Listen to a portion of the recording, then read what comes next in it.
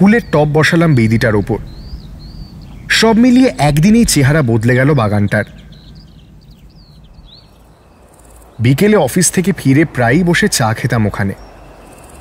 নানা রঙের ফুলের গাছ, নাম না জানা পাখির ডাক, সব মিলিয়ে বেশ অন্যরকম একটা অনুভূতি হতো।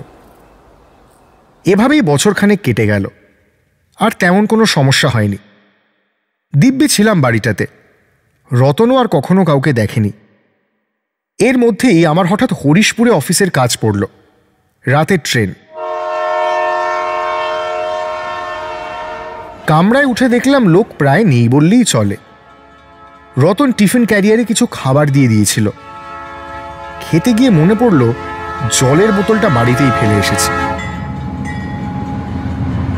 নবীপুর স্টেশনে ট্রেন দাঁড়াতেই নেমে পড়লাম। জলের বোতল কিনে গাড়িতে উঠতে যাব,